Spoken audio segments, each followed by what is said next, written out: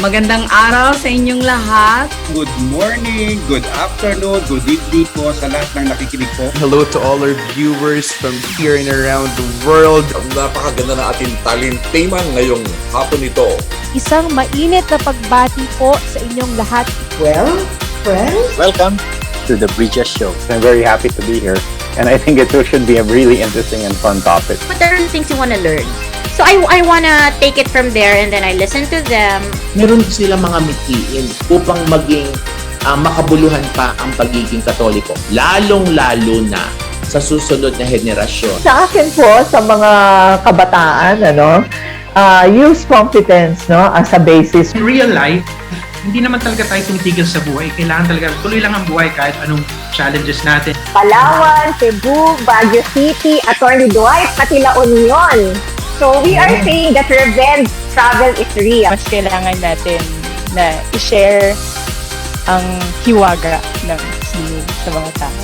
Food and health should go hand in hand. So yan ang gusto namin paratingin sa gobyerno. If you will just devote your life teaching, hindi ka yayaman sa pera, pero yayaman ka sa tao. Siyempre, ang pinakamaganda po naman sa ating universidad ay yung talagang natuturuan po tayo kung paano maging mabuting tao. Happy anniversary to Bridges! Here at Bridges, we build bridges of faith, bridges of hope, and bridges of love.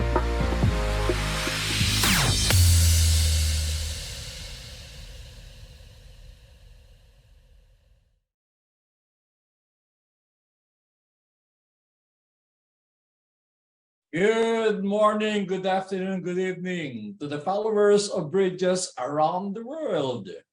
Today is going to be a very special day because for the first time, we're going to view Bridges live inside the UST Alumni Office. No less. My goodness, nakaka-excite dahil panibagong yugto sa buhay ng Bridges na napapanood nyo na po for more than 2 years.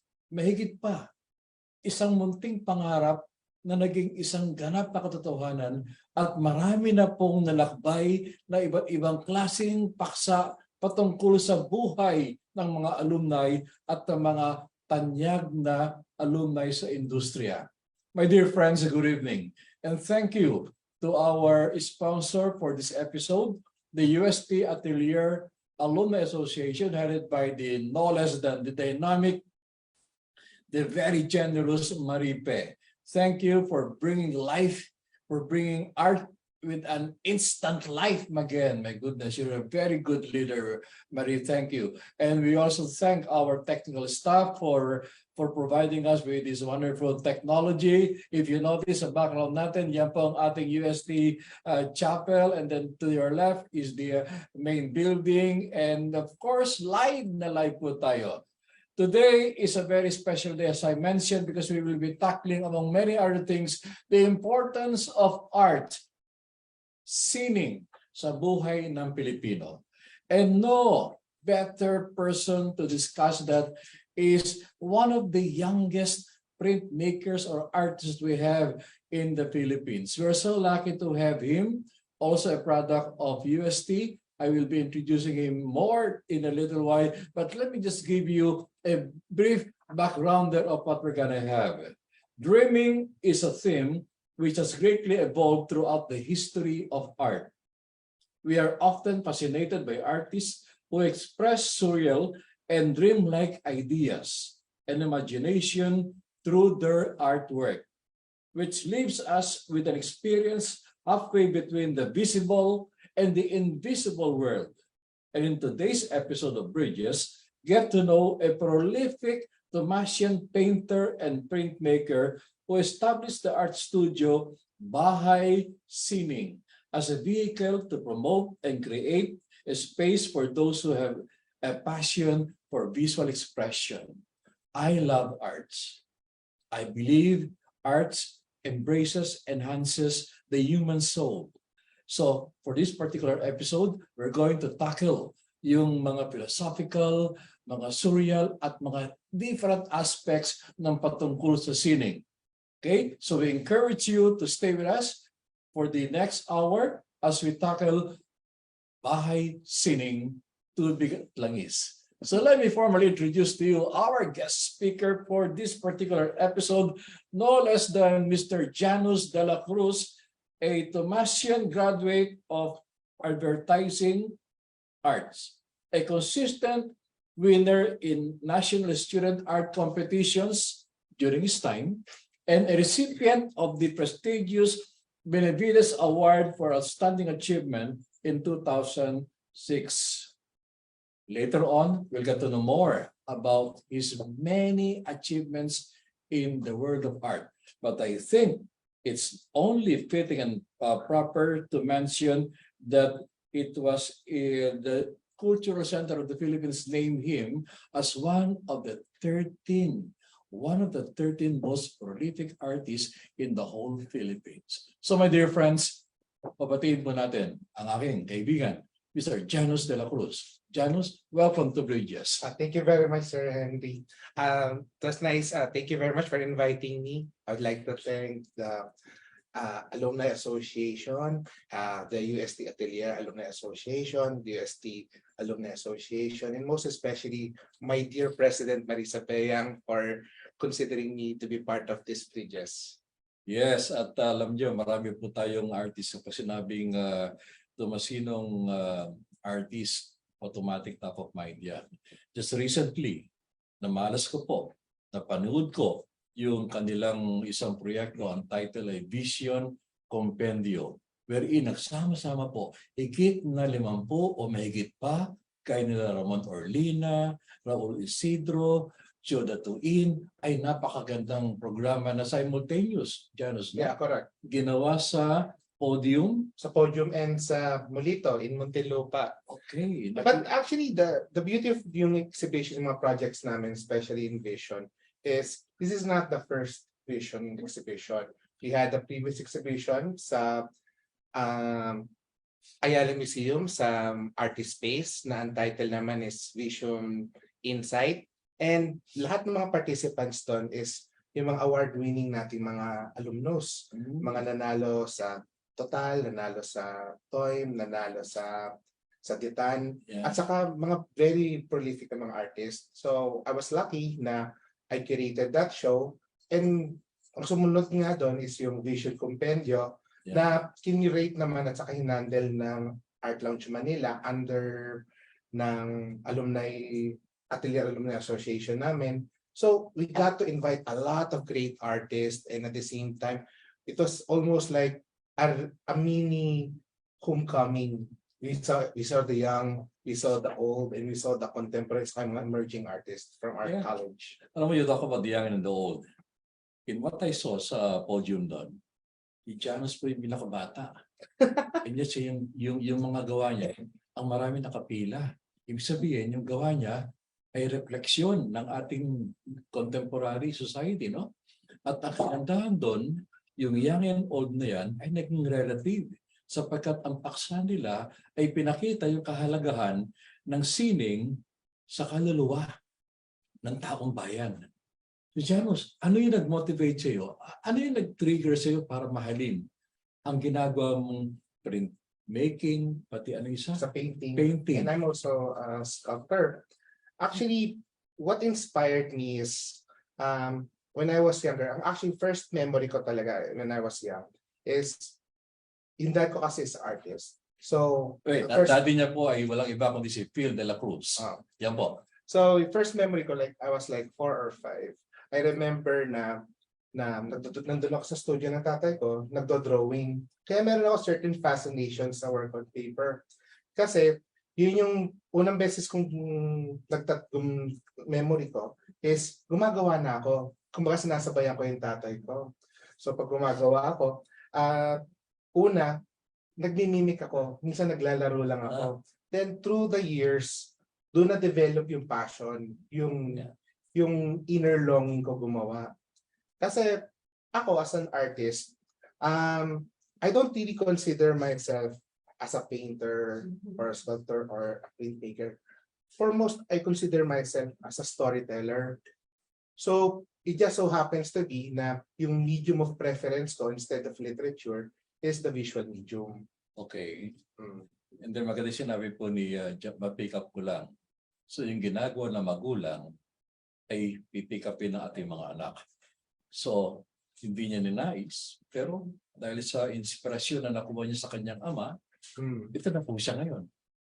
Ganun din. Anong evolution? It's the idea of yung nurture versus nature, sabi nila. Yeah. So, ako naman, like, he never told me na to follow in his footsteps.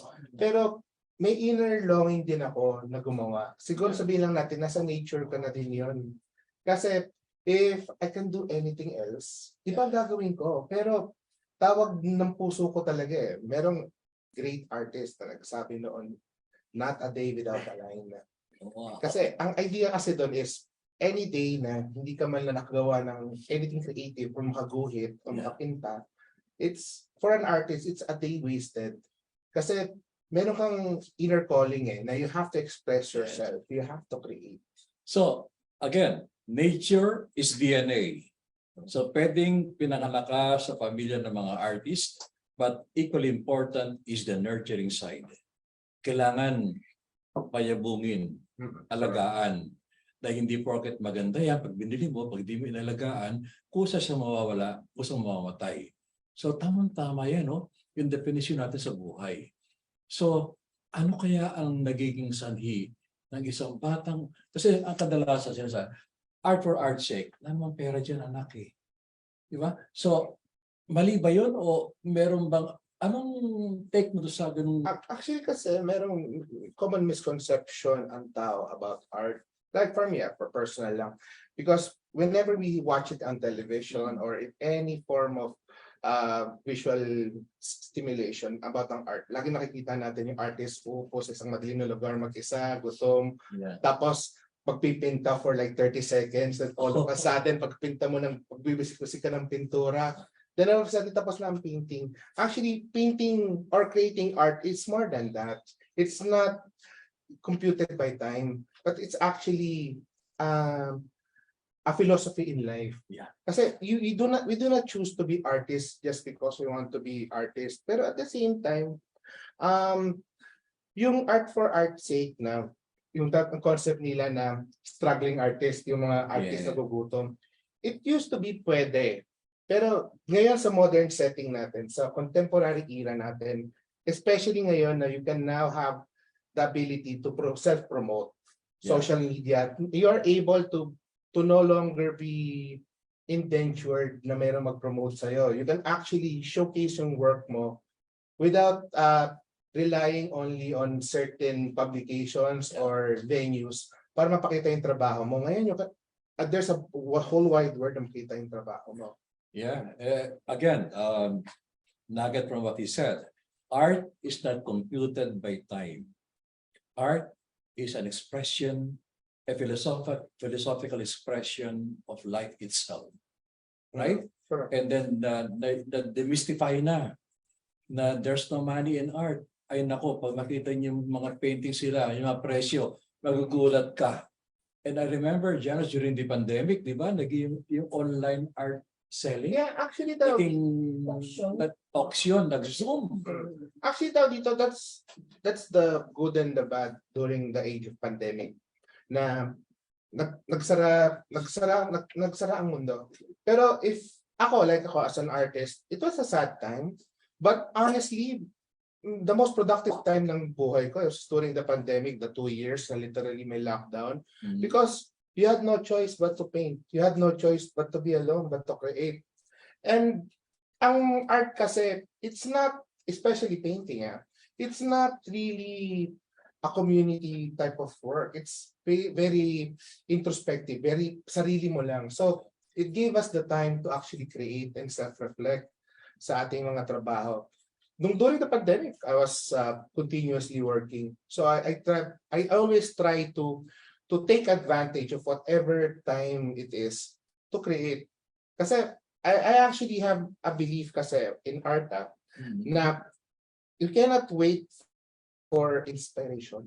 Kasi kapag nakita ka ng inspiration o yung merong great idea, magugutom ka. Kasi a great idea only comes once in a blue moon. Yeah. So there's one lesson that I learned from my father and a great artist na you draw inspiration from what you feel. So if you are happy, you paint what you feel.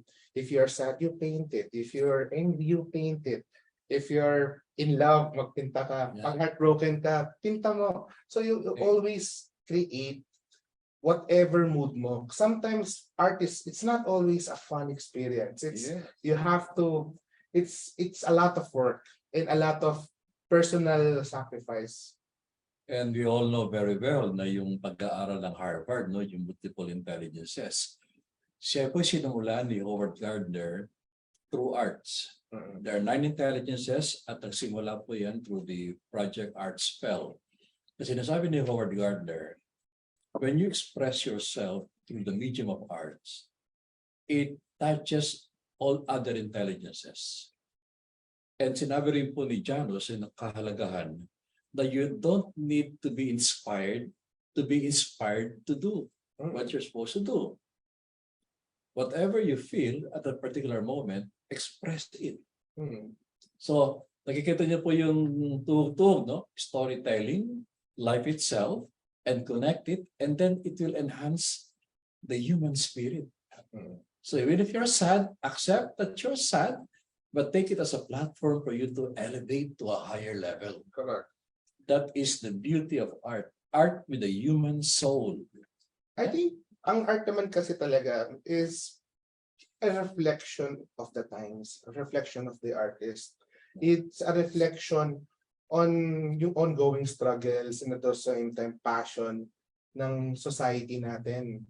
So, pag gumagawa ako ng artwork, I always think of it in a way na how does it make me feel? So, pag gumagawa ako, I create something that has a very general theme, and it just so happens to be na yung struggles and at the same time passions ko is the same thing sa viewers ko. So, usually, I paint what I know.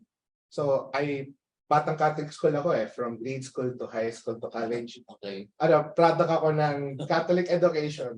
So, I have yung most of my work has may spiritual aspect siya. Okay. So, I put that in my work. So, kapag kunwari, I'm also from the South, from Mindanao. So, meron din akong Muslim, Islamic, and Christian Catholic experience. I try to blend it into my work. So, pag kunwari, gumagawa ko ng artwork about topic natin is about love. Sometimes ang topic ko it's about puppy love. Sometimes about heartache. So I try to imbibe yung work ko na it's a reflection of me as a person. And just so happens to be when I put it out in the world and people see it, they relate also sa trabaho ko. Yes, in other words, it's really storytelling, no? It's not what your story is all about. Okay, maybe you have beautiful episodes, you have side chapters, but it's how you tell the story. So that's what I'm getting from Janos. That it's really how you tell your story. And then if your story catches fire, if it catches the imagination of your so-called customer, audience, then the price becomes relative. I think kami as an artist, I agree completely sa sinabi niyo, Dean. Pero kami as an artist, actually, yung we don't really think about impression ng trabaho. Pressure is mostly a reward for a job well done. But ang focus namin as an artist is we focus more doon sa philosophical and yung aspeto ng trabaho na mas malalim. Kumbaga, we try to go beyond doon sa concept of a mere decoration or pampaganda ng pader.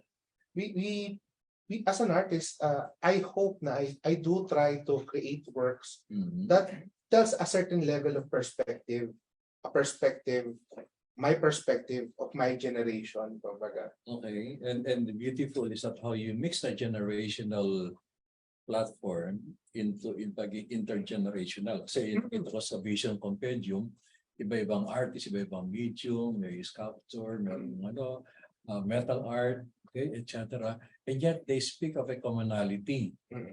sinabi mo na it speaks about a particular generational mindset thing, no? It's, ano, I think It's reflected siya eh. I think it's because doon sa show na Vision Compendio, it's because lahat ng artists doon is meron something in common. Ang in common nun is UST. Yes. Na even though we are separated by generations, yung aspeto na only a UST student can understand. Yeah. Yung mga yun yung kumbaga relationships. Kumbaga kapag if you meet a fellow Thomasian artist, you kind of get the vibe na alam mo pareho kayo ng pinanguhugutan. And not only artists, take it from here, generational gap. Or look at the gap. It's just age, but in spirit, in thinking, in mindset, art defies this generational thing. Correct. The generational divide. It can really empower, heal, humanize, or on the other hand, dehumanize, hurt, feeling. Ayun, Janos. Talk about, meron man such a thing as artistic mood. Yeah, there's artistic moods. Pero if you like I said kanina, if you wait for a mood or you wait for inspiration, you'll keep staring on an empty canvas. Ako when I create a painting kasi, here's my solution with moods. Ito yung process ko as an artist. Whenever I go to sleep, sometimes I do dream. So, like per se, when I sleep, I always sleep right beside me a notebook, like this specific notebook. Okay. Ayan. And from this notebook, pag kunwari natutulog ako, pag nagising ako, yun na nabalisaw sa or something. Ganun ako. I draw it. Yeah. Naggumagawa ako ng visual journal. Pakita natin. Ito, katabi ito ni Janos Matulog. So, kaya kanina. Wow. So, kaya gumagawa ako ng drawings. Yeah. Ito yung mga mga doodles. Pero hindi siya one night. Kumbaga, I have another notebook. Kumbaga, I have a notebook na medyo random images. Tapos from that, tinatransform ko siya into yung final drawing. Yeah. So from that drawing, yung ginagawa ko naman, ginagawa ko siyang painting. And pag ginagawa ko siyang painting, I make it into print. And usually when I create, for me, nasa utak ko pag gumagawa ako, it's always, it's a two-dimensional object. It's a work on paper. But I always see my work as if it's three-dimensional. Kasi dream ko, it's vivid eh. So from a drawing, I transform it into a print. So from a print, I transform it into a painting. And from a painting, I transform it into a sculpture. Similar dun sa naka-screen ngayon. Okay. So pag gumagawa ako, hindi ako yung isang team, yun lang yung gagawin ko trabaho. I actually, humuhugot ako ng artworks from one particular team. So for example, like nga, I said, about my paint about love. Yung isang araw, nagsimula ako nag-drawing. Masaya kami ng girlfriend ko. Yun. So masaya ang drawing, masaya ang painting. Bigla isang araw, inaway ako. So pag inaway ako, siyempre may hugot ako. So yung artwork ko nag-iiba. Okay. So every time I transition from one medium to another, hindi sila pareho. Kasi every artwork is affected by the artist, whatever he or she feels at that particular point in time. Hindi ba mahihirapan ng girlfriend mo yan? Actually, kailangan mag-adjust siya para yung mood mo will be pleasant. Actually, it's good eh. Express? So it's actually good kasi, syempre, sabi nga rin di ba? Happy wife, happy life, gano'n. Yeah. So, parang ganun sa girlfriend, happy girlfriend, happy life. So, ang ginagawa ko, lahat ng inner hugot ko, inner longing ko, doon ko nilalagay sa trabaho. So, by the time nagkita ko, masaya kami. So, doon ko nilalagay.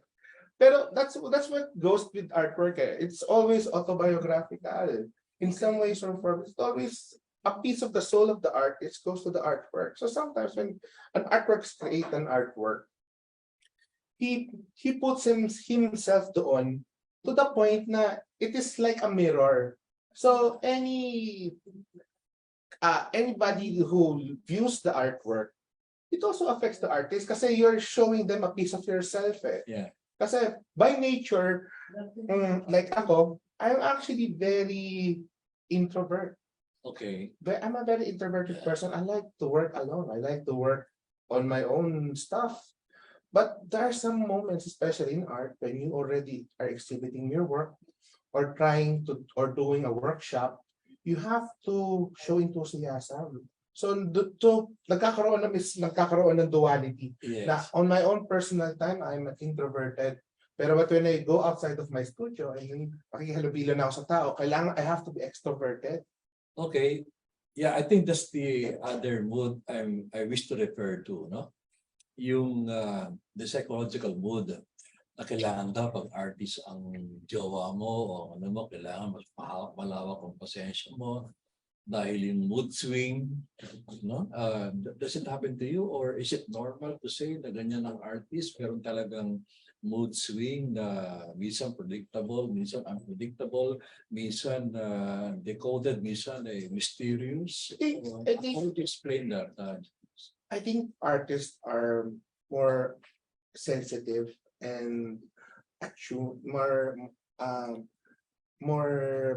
magulo ang kaisipan kasi sensitive and magulo, quite a paradoxical, no? Yeah, kasi because when I say that it's magulo kasi whenever we create an artwork, gumagawa kami, yung idea naman hindi naman nagsa-stop Hindi naman siya parang gripo na pag sinara mo, tapos na yan. So kahit habang gumagawa ka ng isang artwork, meron ka pa rin next idea pa rin nakapila na. Okay. So like you're juggling with different ideas and you have to control yourself na to focus more kung ano yung pre-existing na ginagawa mo ngayon. So for example, meron akong exhibit. Nagsimula yun puro painting. Pero through the course of creating that artwork, that show, I finished with puro paintings, then drawings, works on paper, then sculptures. So medyo sabog siya in a sense na marami akong gustong gawin. Pero by the time na matapos ko siya, meron siyang unifying theme. Yeah. So kumbaga, it's specific, it's very me. Yeah. Pero sabog siya nung ginagawa ko. Pero pag kunwari, when I'm already exhibiting it, doon ko pinapasok yung mga ideas ko. Doon na yung parang nagkakaroon siya ng overall umbrella na nagiging it makes sense. Kumbaga, I make sense out of the chaos. Kumbaga. Yeah, very obvious. When I saw some of your works podium noon, ano ba yun? You're expressing something medyo sabog in terms of lines, etc. And yet, if you look deeply, you will see the essence, you will see the message. Yes. So at first glance, ordinary. But if you look deeper, dwell more on time, give it more time, then you see the message being said. Yeah, kasi there are two types of viewers. Kasi I always, when I go, advertising kasi ako. So it's something na pinag-aralan namin yung sa markets. There are two types of viewers. Someone that looks at an artwork for 10 seconds, yung glance lang ba, nadaan lang. And meron din tayong viewer na who looks at it for about a minute. So when I say that, you have to cater for both types of viewer. Yung someone who will glance lang at saka someone who will look. When I say that is, whenever I create a painting, I always try to make it very colorful. Kasi I try to capture the viewer na gusto lang, na hindi titingnan talaga ba yung titingnan lang siya na space, maganda yung kulay. Pero gusto ko rin ma-capture yung mga nanonood for yung ipag-aaralan bawat element.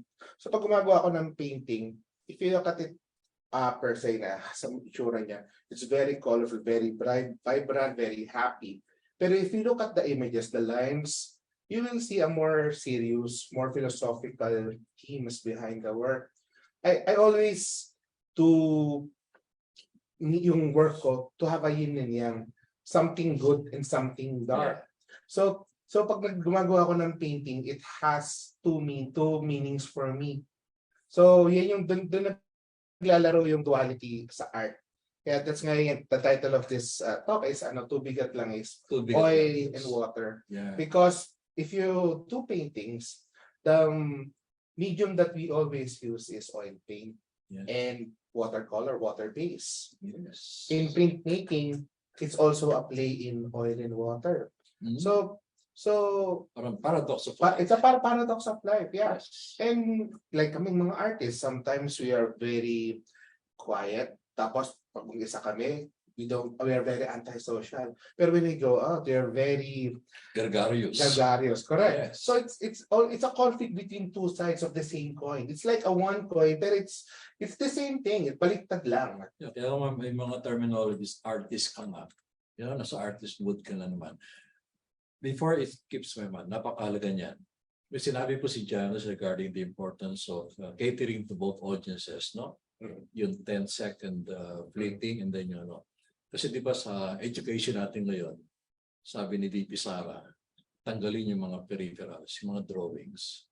Ako stand ko ron. Peripherals are very important because it gives you subliminal images. By not looking directly at what is posted on the wall, kaysa yung bare wall. What is your take on that? Kasi isang issue yan sa education mo yan, yung directive na bare the classroom.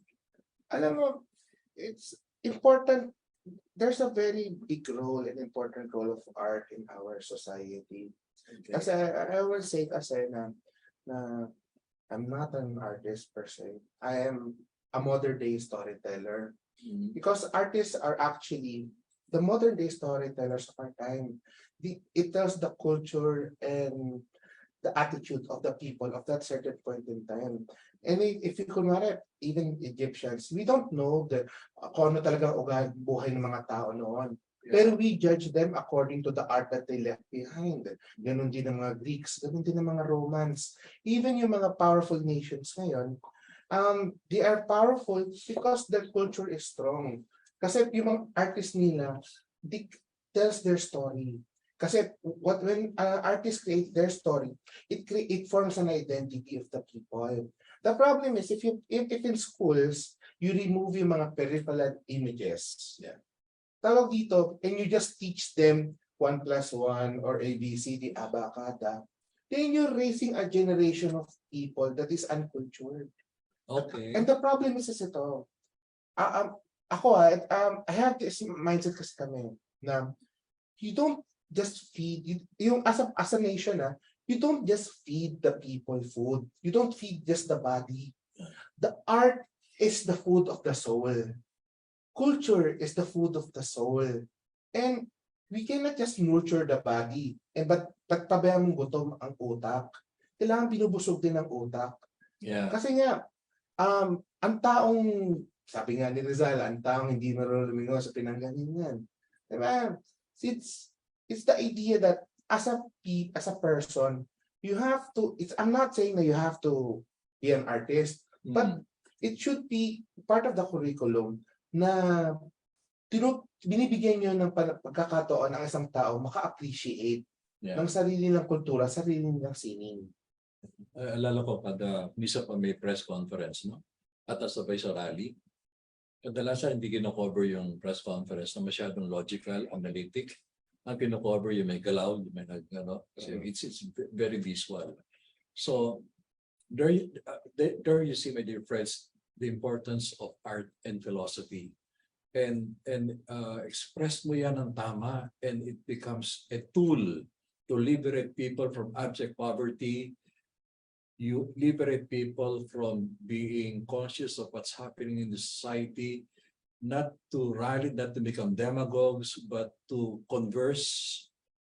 So you use, especially the pandemic, where doon ako na-surprise sa mga online selling na nag-hit, auction, etc. So similarly, it allowed us to enter a new phase in appreciating life beyond its aesthetics. So you now use art as a vehicle to understand the things that cannot be understood normally by logic. Because you are not only feeding the mind, but you're likewise feeding the human soul and the human spirit. And I think that is what is, kaya ngayon yung mga road rage, yung mga init ng ulo, suntukan, etc. can be solved. I think it can be solved by, you cannot just remove kasi art. Kasi it's part of life. Like ako, personally, when I was a young artist, I always try to create artworks just for art's sake. Alam mo yan, creative. Pero after a while, I couldn't find myself kung anong klaseng tao ang gusto ko, anong klaseng artist ang gusto kong maging. So, I started painting about what I believed in. Like that's why I kept a journal. So whenever I create the artwork, doon ko sinasabi yung philosophy ko. Rather At than... what stage yan, Janos? Yung nakita mong transitioning from the pretty type to something more serious? Actually, it was during my college days, yung experimentation. Kasi, like what you said nga, it's part of nation building. Pero at the same time, ang art kasi, it's supposed to be talking about opposing sides. I appreciate all types. I like social realism. I also like artwork that is a little bit propagandist. Kasi it showcases yung both left and the right in a manner na it allows a person to think. Kasi that's the importance of art. It's not the importance of art is not for me as the artist to convince you that my point of view is correct. The point of art is for you to see another person's point of view and for you to create your own opinions. That for me is the best type of artwork that allows you to, that forms the questions and allows you to question yourself and answer for yourself kung what type of person you want to be. So ganoon ako pag gumagawa ako ng painting. Kasi as an artist, I always like to work in my studio alone, mag-isa lagi. Okay. Pero kapag kunwari, there are times na I do conduct workshops, yun yung moment ko na I try to reach out to other people. Yeah. Kasi not everyone is lucky to be part of a community na very supportive. Yeah. So sometimes I go from different provinces and I teach art there. The reason for that is ito nakakatuwa sa mga tao sa probinsya. Because wala masyadong turo ng art doon, masyado silang gutom. Gutom sila sa art. So pag nagturo ka ng something different sa kanila, nag-gravitate sila doon. And honestly, ang gaganda ng trabaho. So, malalalim, no? Malalalim. Kasi like ako, recent, 3 weeks ago, I was in Mindanao. And I was there. The reason I went there is because I've taught in Taal, Batang, I taught Taal, Batangas, in Angono, in Bulacan, in different parts of Luzon. Yeah. Pero I taught in artist space, in the different museums, to different galleries. I even teach sa bahay about art. But the one place that I've never really taught in is in my own hometown. So, which is? In Sultan Kudarat, in Maguindanao. But before doon, inimbita kasi ako ng isang group of artists in Davao to teach for about 2 weeks. So, I taught there. Sabi ko, nandito na ako sa Mindanao. Why not umuwi muna ako? And it was like 30 years since I last went home. I was like 5 years old or something. So I went home. So I taught there for about a week. And it was so enlightening for me kasi na-realize ko na art can be something that is very personal to you, but also be a vehicle for transformation. Kasi nung nagtuturo kami doon, nakikita mo yung enthusiasm ng mga tao, nakikita mo yung genuine appreciation, and it made me appreciate and at the same time acknowledge my own privilege na ngayon I want to reach out and give the same opportunity. Okay, so let's do a mini workshop type here. You are now addressing a group of parents listening and watching to us who would like to know how to develop the artistic side or artistic intelligence in their children. How would you go about it? I always... So, tayo, workshop kunyari, talking to parents, ito pong gagawin nyo, 1, 2, 3, 4, and then para lang basic muna. Art 101 para sa mga bata. Alam mo kasi, iba ang turo sa bata, iba ang turo sa matanda. Sa bata matanda kasi, you tell them the rules and they have to abide to certain rules. Pag matanda, alam na yung kumbaga may concept of rules and you have to Yes. teach them like yung step 1, step 2, step 3, step 4, ganun. Okay. Pag bata kasi, especially when I have young workshoppers with me, I just tell them, gumawa ka, do what you just play. Okay. The reason for that is ako as an artist, I was never encouraged nor discouraged to be an artist. Even though I grew up in an art studio, I was not forced to be an artist. My father left me alone to do what normal kids would do. So Just to have you just flow. Okay. And ako yung nagka-interest. Ako yung naghanap. Ako yung naghanap ng sarili kong direksyon. The only time I was guided accordingly was actually when I was taking up fine arts in college. Kasi nung papasok ko ng college, sabi ko, ano gusto mo maging? Sabi ko, gusto ko magpinta. Sige, sigurado ka. Sige. Sigurado ka, kaya mag-business or mag-ibang course. Hindi, gusto ko talaga magpinta. Yeah. So, yun yung only time na hindi naman yung discourage, inupo niya ako. Janos, you have to understand art. It's not fun and games.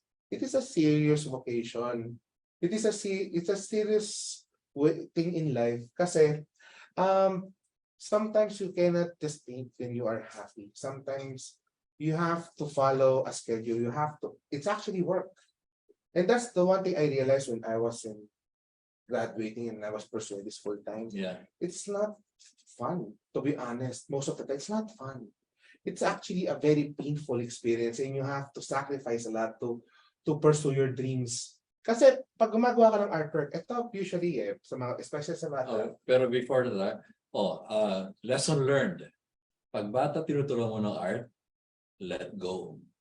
Let flow. Huwag mo muna lagyan ng rules. Ang maganda sa bata is, you just let them create. Kasi alam, honestly, the problem with artists ngayon, the problem with artists is, we forget na it's play sometimes na when we create. Pag bata, punuin mo to yung papel ngayon, punuin mo ng artwork. Sila wala sang gaga, dediretso na sila mag-drawing. Conscious to yung magulang o yung adult, mali yung linya mo. Kinakorek agad. Yung pagbata, you just let them be kids. You let them tell stories through their art. Kasi mga bata, masyado na maraming distractions. Yeah. We used to be younger. We were the last generation na naglaro pa talaga sa labas. Na hindi pa kami babad sa computer, sa cellphone. So literally, we got to play outside. So I think you allow that kid, you don't fill the mind of the kid with, I don't want to say useless information, but yung technology na napupuno na dadilute na yung kanilang creativity. Sometimes all a kid needs is a piece of stick and at saka lupa, and you tell them play. And that they can do something out of it. Ngayon pag sinabi mo maglaro ang bata, bibigyan mo cellphone, bibigyan mo laruan. You're spoon feeding children. Ngayon you have to allow them to create. In fact, meron nga yung mga research saying na when a kid is enjoying classroom learning, he or she will doodle. And if the teacher is not aware of why doodling is important, papagalitin yung bata. Actually, dito, that's the thing I mean, there are also studies na kapag nagdoodle ang tao, na actually mas nag-absorb yun na knowledge. Kasi like ako, nag-aaral ako before. Like, I've always been drawing So like, doodle ako every day. I doodle and doodle and doodle. But ano ba yun? Natapos ko naman. Doodle mo, minsan yung caricature ng teacher mo, di ba? So without even you aware of it, na nagdodrawing ka pala ng is an expression, a hand expression na wow. Pag nag-drawing ako, like ako, ang dami ko ng mga drawing sa bahay. Kapag kunwari minsan, pipinta ako, tapos wala akong idea, wala akong maisip na pinta, kumuhugot ako ng idea ko from my previous drawings. Doon ako nag-umuhugot ng inspiration. So, you can never claim na wala kang concept, wala kang idea. Kasi if you keep working, you will always have an idea. As long as, alam mo yun, life exists, you will always find inspiration on different topics. Talk about hugot. Bakit ang sabi nila, yung mga taong malalalim ang hugot, mas malalim ang expression ng kanilang art. Hindi ko alam, wala akong hugot. Wala, ako biyaya ako. Nakaka-emote yan kasi galing yan sa... Biyaya ako so wala akong hugot. Ay, tawag dito, hugot kasi, they always say na hugot is a negative thing, pero actually, it just means that you're emotional. Okay. Alam mo yun, that life in general affects you. Na when you love, you love wholeheartedly, whole soul. The same thing if you hate somebody, you hate them with your whole soul. There's nothing wrong with loving somebody from the depths of your soul. And for me, as an artist, I always say kasi na ang first love ko talaga is art, my art.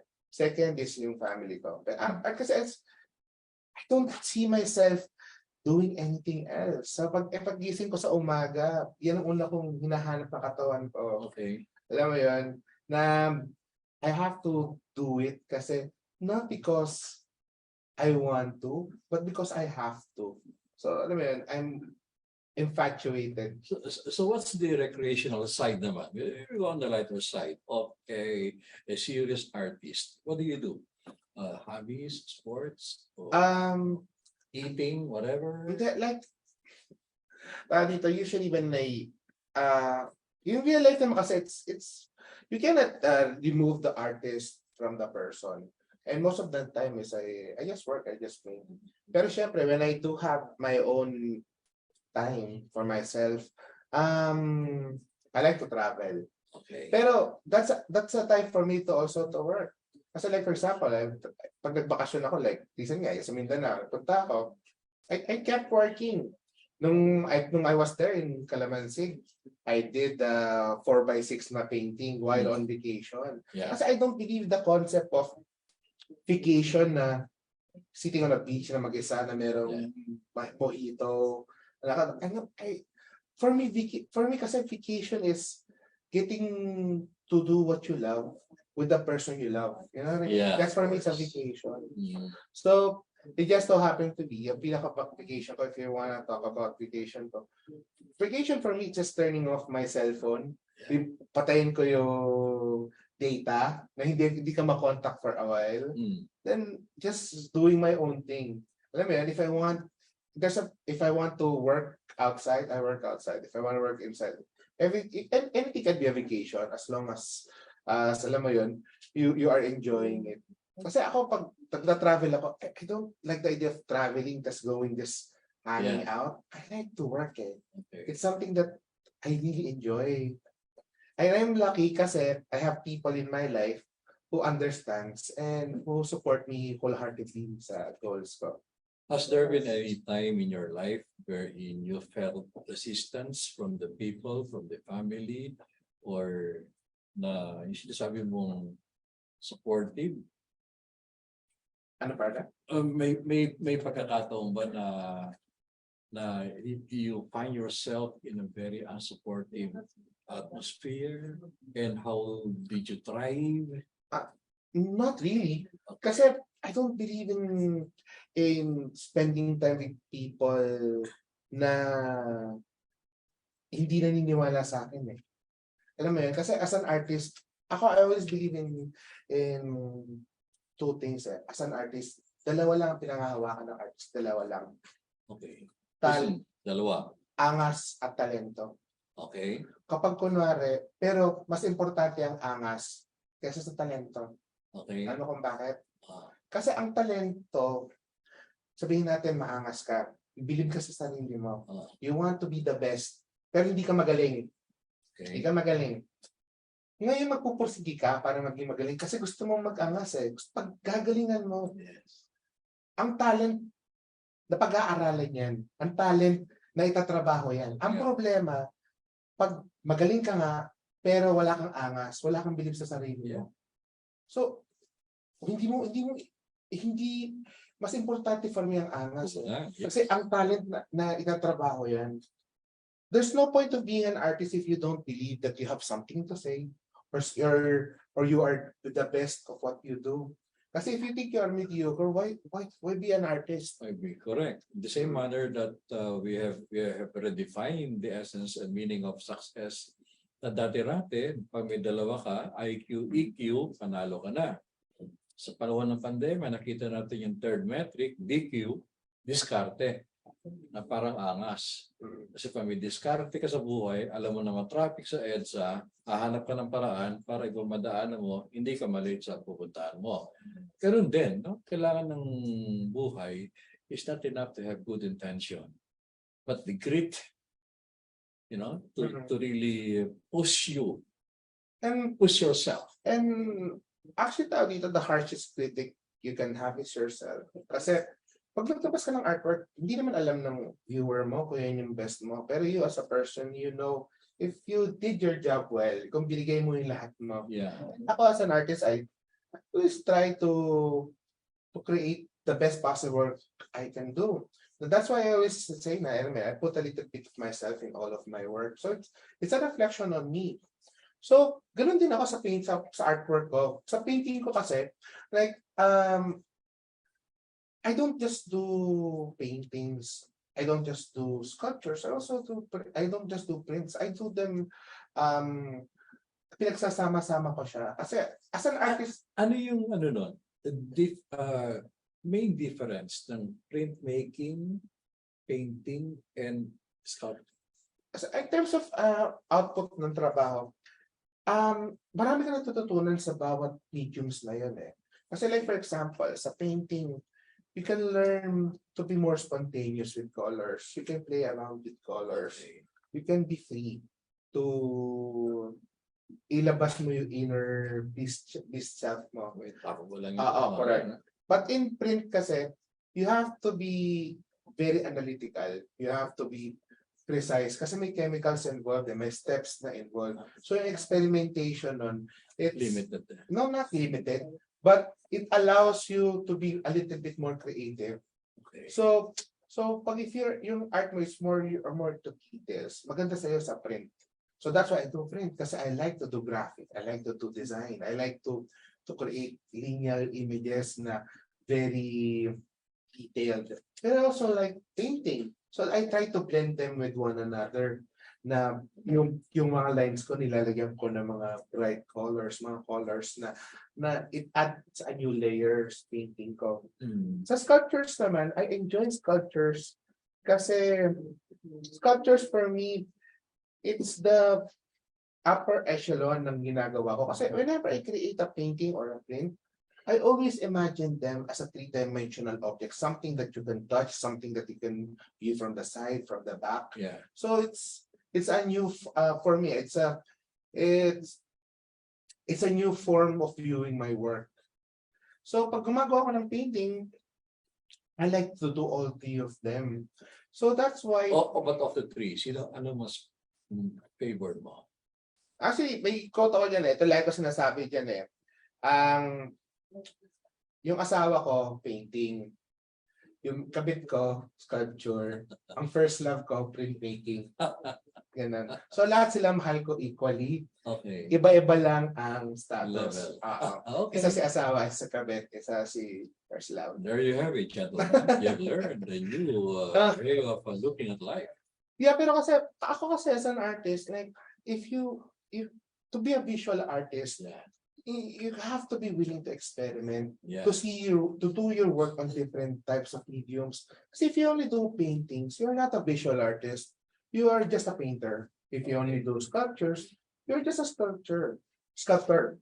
If you only do prints, you're a printmaker. To call yourself a visual artist, you have to be willing to experiment and to adapt to different mediums. You have to be able to create different modes of expression. Okay. So pag gumagawa ko ng artwork, sometimes I do purely painting, sometimes I do purely works on paper, sometimes I just want to work on a three-dimensional object. So that's how I keep it interesting for me.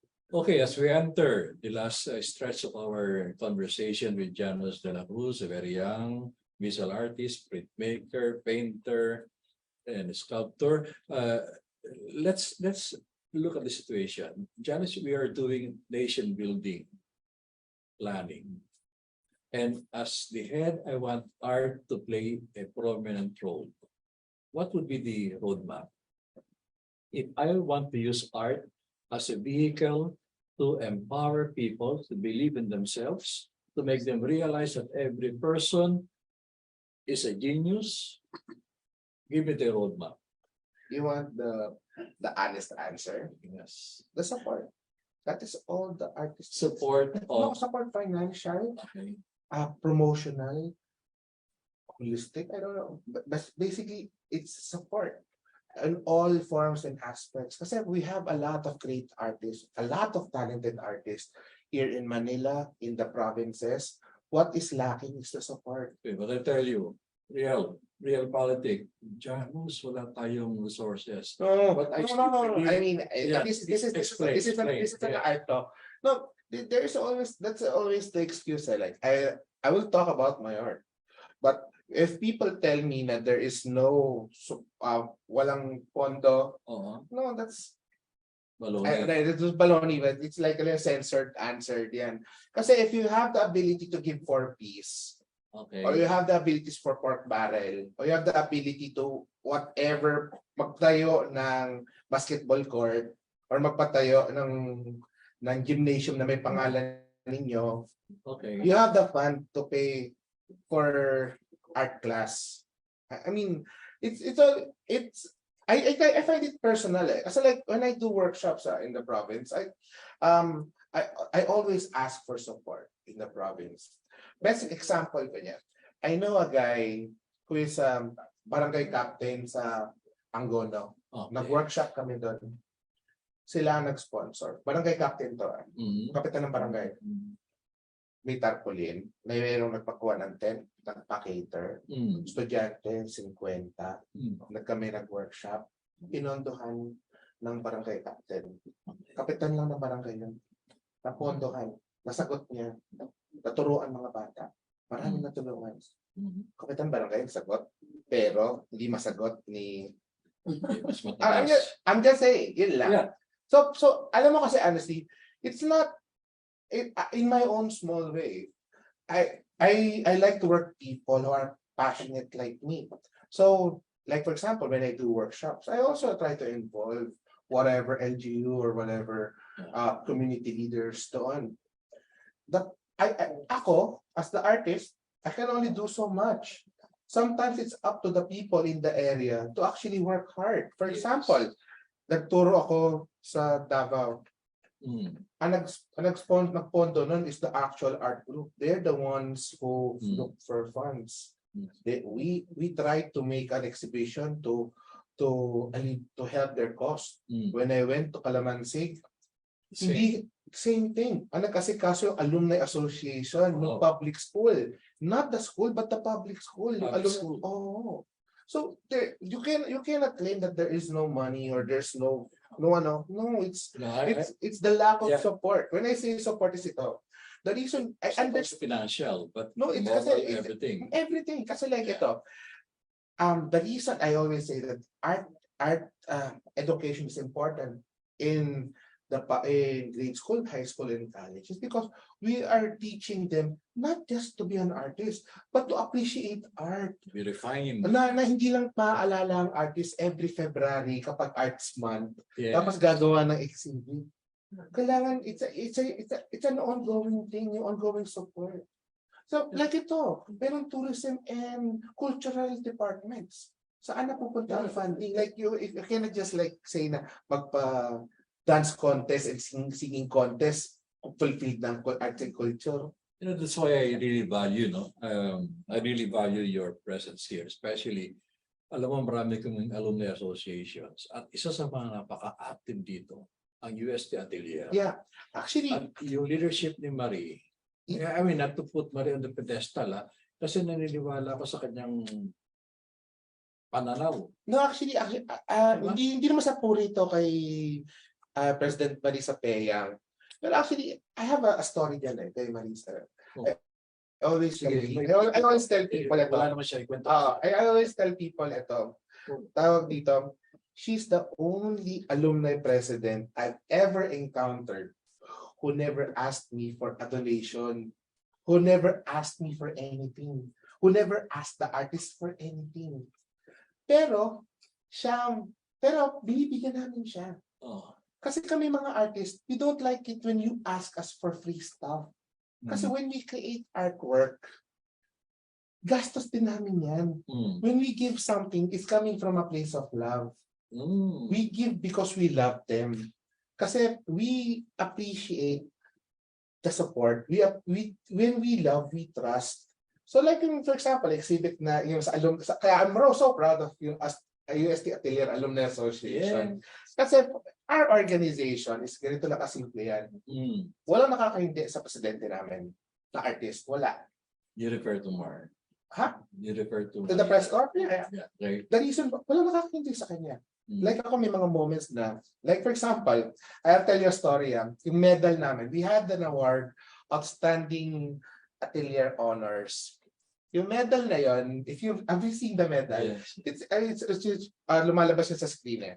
It's this big, ganito kalaki, na hand-painted, nagawa siya sa resin, at yung ribbon niya is sobrang ganda. I made two designs. Yung presyo ng medal niya, tawag dito, honestly, nung pinagawa niya sa amin yun, dahil walang budget ang atelier, we had to scrounge, we had to find. Ginastos niya doon, broad cost, production cost lang, pero malaki pa rin. We're talking about hundreds of thousands. Kasi maraming binigyan ng award eh. If there was any other person, tapos sabihin mo sa akin, oh, you make 2 designs of a medal that you will devote half of the year to make this medal, without getting anything, broad cost lang yung babayaran mo.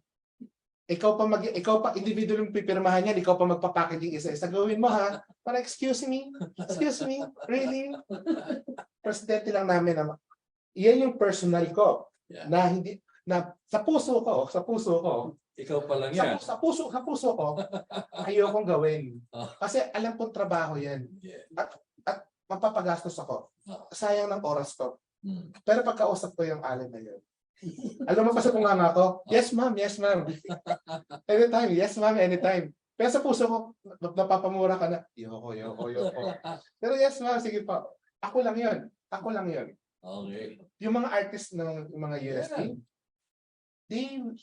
we don't, as an organization, we believe in leadership. Yan. Lalo yun, alam mo, nung Vision Compendium na umuulan. Ako yung dapat na may 5 hours. 4 hours ako. I drove.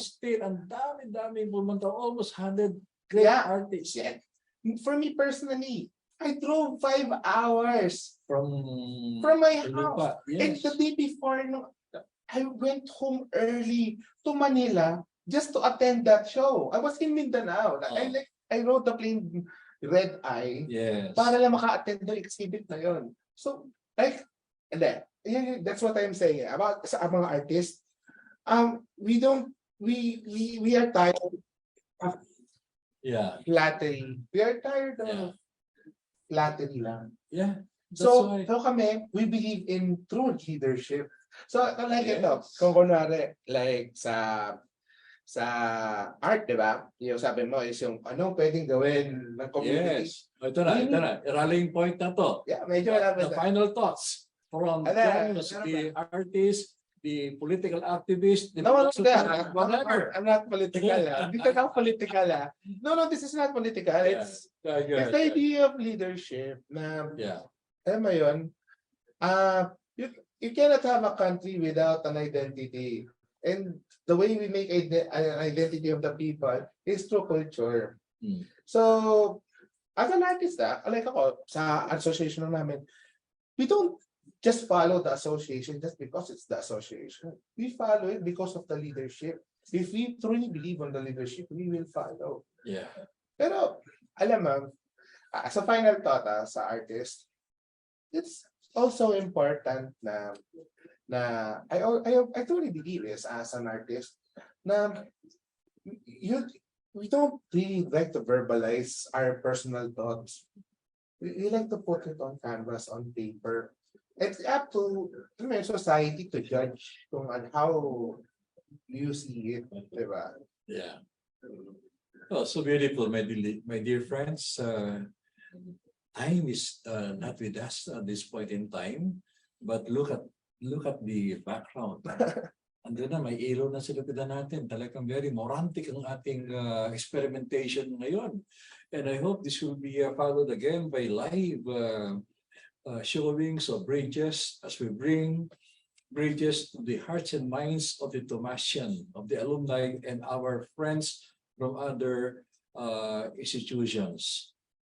You know, we'd like to thank our guest for this episode, Bahaysining, Tubig at Langis. Hindi lang discussion patungkol sa art, kundi ang koleksyon ng art sa tunay na buhay, sa kaluluwa, espiritu ng sambayan ng Pilipino. Gamitin natin ang sining para makalikha ng isang makabagong pamayanan at mahukay natin ang katalinuhan at ang pagiging henyo ng bawat Pilipino. Naniniwala po ang Bridges na ito ang isang paraan para magkaroon tayo sa makabuluhang pagkakaisa bilang isang pamayanan na sa kasalukuyan ay sumasapit ng marami mga hamon sa buhay. Pero dahil sa effort na ito, nagkaroon tayo ng isang matinding pag-asa na hanggang ikaw ay buhay, bigyan mo ng buhay ang mga buhay na tao pa. Be an inspiration to other people. Never ever belittle your human potential. Napakalawak ang ating kamalayan, napakalawak ang ating paraan para mapaligaya ang iba sa pagkakataong ito sa larangan ng sining. With bridges, we find bridges of faith, hope, and love. And we would like to thank our producer, Ma'am Ida Songko, and of course, our president, Attorney Dwight Ramos, and our chair, Madam Evelyn Songko, and to our many tele-viewers. So we will raise up to this beautiful day when we look at art from the perspective of Bahaysining, Tubig at Langis. Isang cheers! Yeah. Thank you. Goodbye. Art, hugot ng buhay. Mahal kita. Art.